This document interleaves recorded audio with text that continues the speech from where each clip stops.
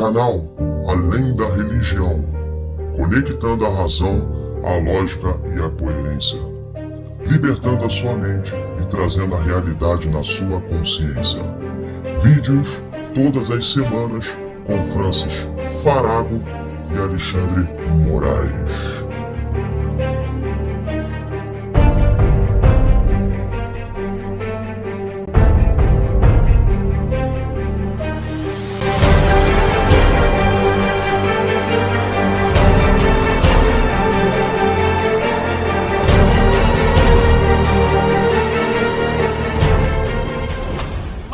Alexandre Moraes aqui no canal Além da Religião, junto em parceria comigo, o meu mano Francis Farago e o Scania.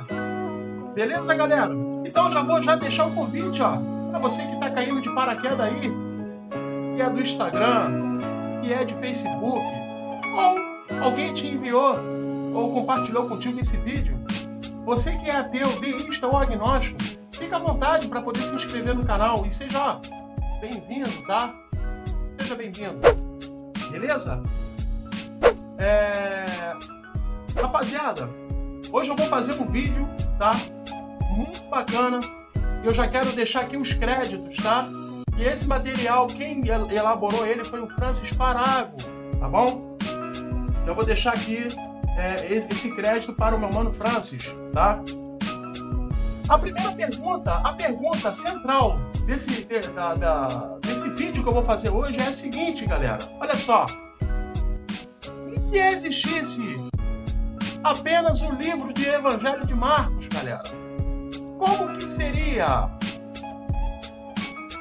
Então venha comigo nessa e vamos analisar aqui nesse vídeo, galera. Vamos lá. Olha só, rapaziada. A gente tem que levar em consideração primeiro o seguinte, que o Evangelho de Marcos, ele é o evangelho mais antigo dentre os 4 evangelhos, dentre os outros 3, aliás, né? O Evangelho de Marcos é o mais antigo, tá? Inclusive, vou deixar na descrição aí do vídeo a fonte que vai falar, que vai mencionar a respeito desse assunto, tá bom? Para não tomar muito tempo aqui nesse vídeo, porque eu não quero fazer um vídeo muito longo, tá? Para não ficar cansativo, galera. Vamos lá, hein? Esta parece ser uma pergunta ingênua. Nesse sentido, tanto os cristãos quanto os ateus responderiam que nada mudaria. Os cristãos continuariam acreditando em Jesus e os ateus não acreditando. Bem, eu vou provar que isso mudaria drasticamente a história do cristianismo, das igrejas e principalmente sobre Jesus. Primeiro, é preciso saber que os autores dos evangelhos são desconhecidos. Eles não eram os discípulos e nem conheceram Jesus. É preciso saber que os textos foram escritos entre 40 anos após todos esses supostos eventos, galera, tá? Mas para muitos que estão dentro da religião, né? Para muitos teólogos, para muitos que estão aí dentro da academia, ensinando, né? Tudo isso para a galera que está aí dentro do sistema, ó, alienado. Jesus, os discípulos, né, Mateus, Marcos, Lucas, os supostos escritores, os que relataram tudo isso, estariam lá, inclusive fazendo uma selfie com Jesus. Chega aí, mestre! Ô, Jesus, chega aí, pô. Uma selfiezinha aqui, meu. É como se tivesse a ideia. Eu falo isso porque eu tive essa ideia também, galera. A ideia é de que, pô, não, peraí, pô, os caras andaram com Jesus, os caras realmente estavam lá e presenciaram todos esses eventos. E nada disso foi escrito. Nada disso foi escrito dentro dos relatos, né, desses supostos eventos, galera. Então, galera, isso é uma piada, tá? Querer colocar que esses autores estavam lá realmente com Jesus e presenciaram todos esses supostos eventos é uma piada, né? Levando em consideração, né, de que todos esses eventos eles foram escritos entre 40 anos, tá? Após. Vamos lá, galera. O primeiro, ó, olha só o primeiro. 160 na Era Comum. Justino Mártir menciona alguns episódios da Paixão e outros episódios encontrados nos evangelhos. A que se refere como o evangelho, sem especificar nenhum por nome, nem o número de versões conhecidas. Olha aí, rapaziada. 172 da Era Comum. O apologista Tatiano refere-se a 4 evangelhos, sem os nomear. Harmonizou-os numa obra única. O Diatessaron, onde resolve as contradições entre os 4 evangelhos individuais. Tatiano também omitiu as genealogias presentes em Mateus e em Lucas, e tudo que indicasse que Jesus provinha da linhagem do rei Davi, cara. Ele omite também o encontro de Jesus com a adúltera em João, com a mulher adúltera em João. E aí, como que fica essa questão? Diz aí para mim, vocês que são teólogos de plantão, que fizeram uma faculdade de 6 anos e 10 anos de teologia. Como que fica? Mestres, doutorado. Fala comigo. Como que fica essa situação? Vamos lá, mais uma, olha só, hein?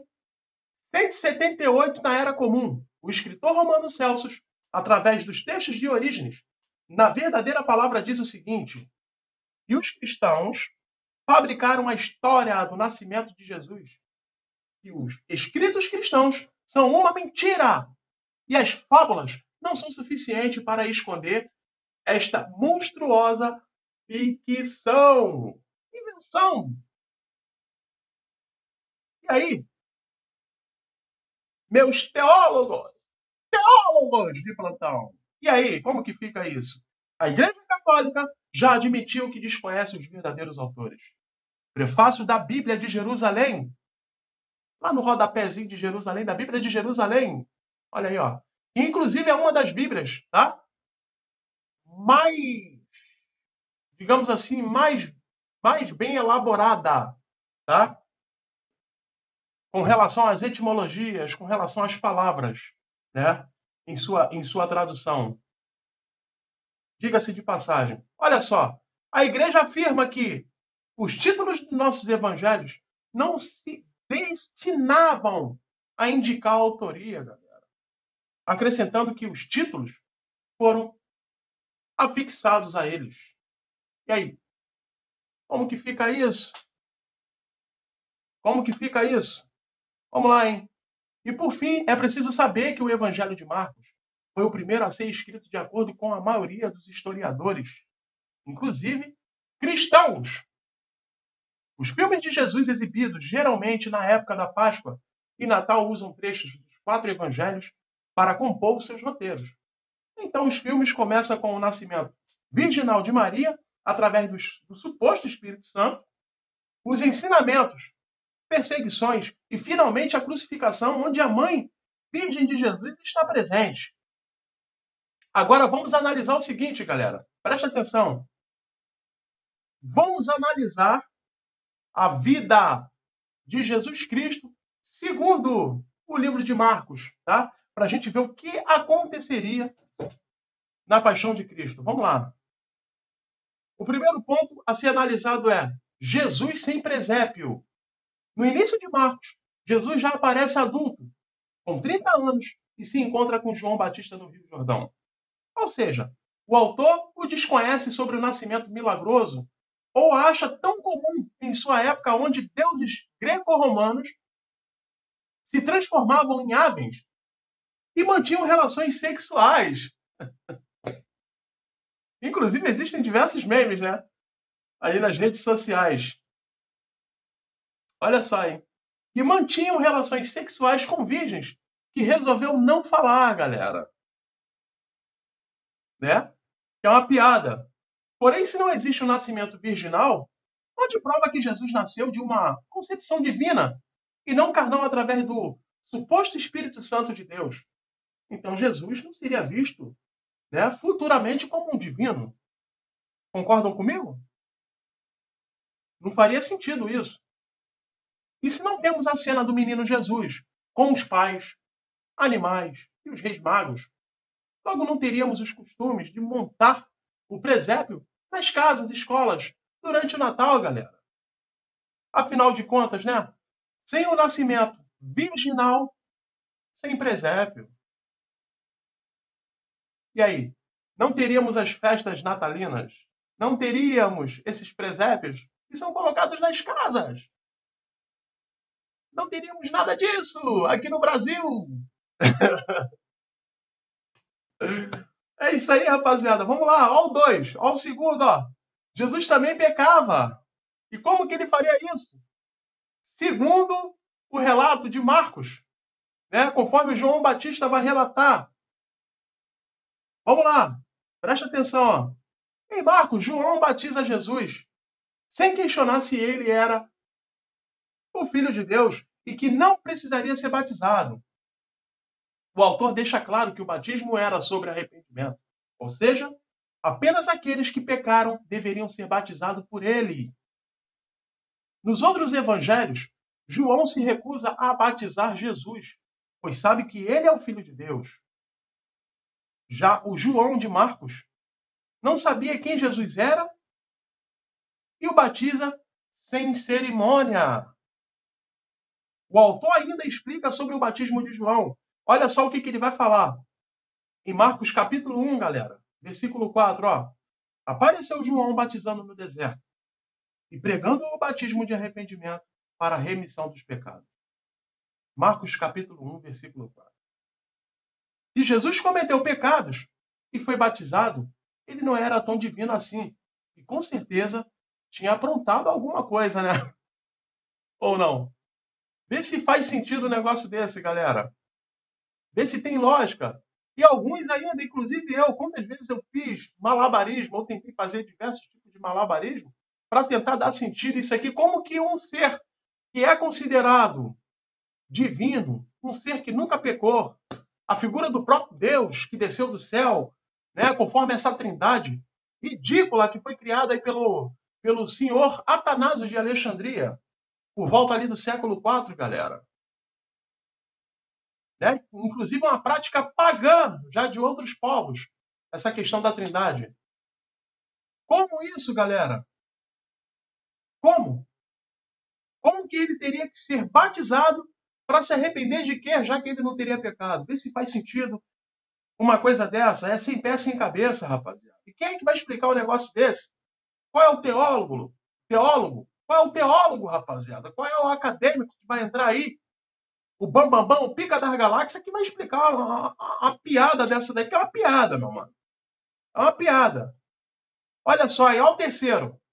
Sem José, sem Messias. Sem José, sem Messias. O pai de Jesus aparece apenas nos evangelhos de Lucas e Mateus durante a sua infância para mostrar a genealogia de José até Davi, para que Jesus tenha o sangue real do rei. Estranhamente, os dois autores se contradizem sobre o assunto. Tá? Todos aí que já jogou por terra, que já está já a par desse assunto, sabe muito bem que existem essas contradições. Tá? Se José não aparece no relato de Marcos, logo não se pode ligar Jesus a Davi e a profecia judaica. Portanto, Jesus não seria o Messias esperado dos judeus. Sem pai, nada de profecia, galera. Vou repetir. Sem pai, nada de profecia. É disso que se trata.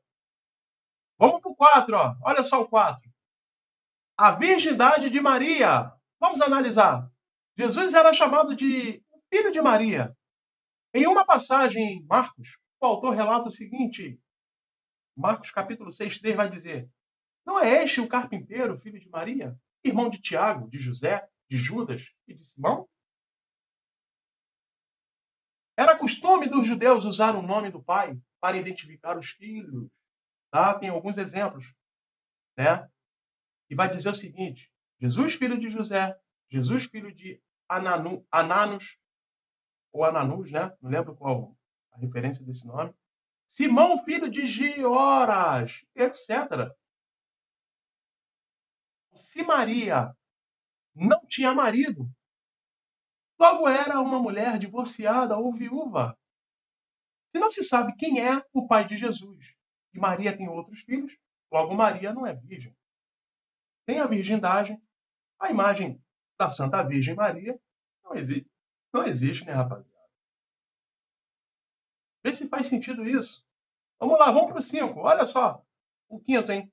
Jesus, um louco, sem família. De acordo com o Evangelho de Marcos, Jesus estava uma vez ensinando para uma grande multidão perto da sua casa. Quando eles perceberam, foram vê-lo e eles disseram que Jesus estava fora de si. Que Jesus estava ali, ó, dando uma de piroca da ideia, dando uma de louco, tá? Dando uma de maluco mesmo, de retardado. Conforme vai relatar Marcos capítulo 3, 20 e 21. Olha só o que vai dizer, galera. Ó. E mais uma vez a multidão afluiu, de tal modo que nem sequer podiam comer. Quando seus parentes souberam disto, saíram para prender, porque diziam, ele está fora de si.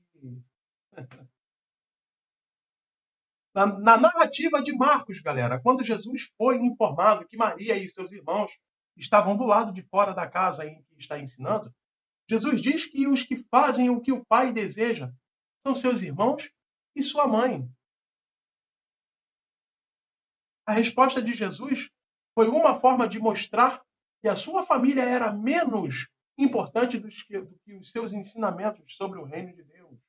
E vamos analisar aonde é que está essa passagem. Ó. Em Marcos capítulo 3, versículo 31 e 35. Ele vai dizer o seguinte, ó. E eles lhes respondeu, dizendo, quem é minha mãe ou os meus irmãos? E olhou em volta para os que estavam sentados à sua volta e disse o seguinte, eis aqui a minha mãe, meus irmãos. Pois quem quer que faça a vontade de Deus, o mesmo é meu irmão, minha irmã e minha mãe. Tipo assim, cagando literalmente para os seus familiares, galera. É isso que a gente vê. Por que Maria e seus irmãos não entraram para ouvir os ensinamentos de Jesus? Eles talvez realmente acreditassem, galera, que Jesus Cristo seria ali um maluco, tá? Seria ali um doido, um louco. Vamos partir para a sexta aqui agora, ó. Presta atenção na sexta. Apertem os cintos. O piloto Jesus sumiu. Evaporou. Vamos lá, hein? E finalmente o problema da ressurreição. A cópia do evangelho mais antigo de Marcos termina com a tumba vazia. A passagem de Jesus aparecendo para os discípulos foi um acréscimo da Igreja Católica no século IV ou mais tarde, tá? No rodapé da Bíblia de Jerusalém vai dizer e vai relatar isso, galera. Preste atenção. Olha só o que vai dizer. No rodapé de Jerusalém. O trecho final de Marcos, versos 9 ao versos 20, faz parte das escrituras inspiradas. É tido como canônico. Isto não significa necessariamente que foi escrito por Marcos. Isso é o que está no rodapé da própria Bíblia de Jerusalém, galera. Tá? Em Marcos, as mulheres encontram um túmulo vazio e um jovem próximo. Conforme vai estar relatado em Marcos capítulo 16, 4 e 8, onde vai dizer o seguinte. O jovem avisa que Jesus ressuscitou e não está no lugar onde o puseram. As mulheres então fogem do sepulcro, apavoradas e nada dizem a ninguém, porque temiam. Marcos 16, 4 e 8. Agora, vamos lá. Vamos fazer aqui uma pergunta. Se as mulheres não diziam nada a ninguém do que aconteceu, como o autor, 50 anos depois, soube desse fato, galera? Vê se isso faz sentido, vê se isso tem pé e tem cabeça, cara. Olha aí, ó. Não importa as contradições, o final de Marcos parece mais um roteiro de filme de suspense sem final. O autor apenas diz que Jesus ressuscitou, mas Jesus não aparece para ninguém depois. A cena onde Jesus diz para os discípulos aparelharem o seu evangelho e também acrescenta o seguinte: olha só, quem crer e for batizado será salvo, mas quem não crer será condenado. Marcos capítulo 16, versículo 16. Agora preste atenção, galera. Então, após as pessoas saírem da sala de cinema discutindo sobre o final do filme Paixão de Cristo, elas comentariam o seguinte, fariam as seguintes perguntas, galera. Vamos lá. Jesus teria ressuscitado realmente, cara? Será? Jesus teria sido abduzido por um extraterrestre? Jesus teria sido raptado pelo homem de saco? Jesus teria pego aquela bola de fumaça, né, dos ninjas e teria atacado e evaporado, galera? Será? Vê se faria sentido isso. Essas seriam, né, as perguntas usadas se por acaso fizessem um filme de Jesus baseado no livro de Marcos. Imagina! Vamos lá, vamos fazer um filme baseado no livro de Marcos. E aí, como que ficaria essa situação? Vejamos a conclusão, galera. Vamos ver a conclusão, como que fica? Olha aí, ó. Se não existe um nascimento virginal, se não existe um Messias, se Jesus era pecador, se não existe um pai biológico, ou seja, descendente do rei Davi, se Maria não é virgem, se todos achavam Jesus louco, inclusive Maria e seus irmãos, achavam Jesus retardado, doido, piroca da ideia, e se Jesus não ressuscitou, galera, dentre os mortos, então o que nos resta de um cara chamado Jesus Cristo? Jesus Christ. Me responde aí, galera. Você, teólogo de plantão, como que ficaria essa situação? Você que se considera o bambambam, o pica da galáxia, o brabo, porque fez uma faculdade de 6 anos, 10 anos, porque já está aí, ó, dentro da religião há mais de 50 anos. Me responde essa. Vê se faria sentido. A resposta é a seguinte, galera. Nada, nada, nada, nada. Nada. Nada. Não haveria presépios na noite de Natal. Não haveria procissão para a Virgem Maria. Não haveria Natal. Não haveriam filmes sobre Jesus na Páscoa e Natal. Não haveria filmes sobre Jesus na Páscoa e Natal. Não haveria cristianismo. Não haveria igrejas católicas e igrejas evangélicas, galera. Simples assim, não haveriam filmes sendo produzidos em Hollywood. Não haveria nada disso. Não haveria nada dessas fantasias criadas pela religião, porque muitas religiões são tiradas do livro chamado Bíblia, galera, principalmente desse mito. Principalmente desse mito. Desse personagem mítico, Jesus Cristo, galera. Tem os dois maiores pilares da Igreja Católica, que são o nascimento virginal e a ressurreição. Jesus não significaria nada, rapaz. A fé da ressurreição é base e fundamento da fé cristã. Sem ela, a fé cristã seria simplesmente mais uma entre muitas das outras crenças. É simples assim. Seria nada. Nada, nada, nada, nada. Se Jesus Cristo não ressuscitou dentre os mortos, rapaziada, é vã a nossa pregação e vã a nossa fé, conforme vai relatar, né, um dos autores ali do suposto apóstolo Paulo, que está em 1 Coríntios capítulo 15 e 14. Agora vamos lá. Se eu fosse responder a pergunta, 2 pontos. E se existisse apenas o Evangelho segundo Marcos? Qual seria a minha resposta? Olha aí, ó. Jesus não teria o seu famoso fã-clube? E com certeza não veríamos, galera, líderes religiosos com carrões, líderes religiosos com terno de grife, sapatinho de grife, viajando para o mundo afora, passeando em Dubai, passeando em Miami, morando fora, construindo castelos, mansões, ricos, milionários. Ó, não teríamos nada disso aí, galera. É simples assim, não teríamos esse sistema religioso que está embutido aqui no nosso país, não teríamos absolutamente nada disso aí. Seríamos como os países que são considerados ateístas, né? Como, por exemplo, Dinamarca, Suécia e outros. Suíça, onde aproximadamente ali 85% da população são irreligiosas. E onde não se misturam a política e a religião. É simples assim, galera.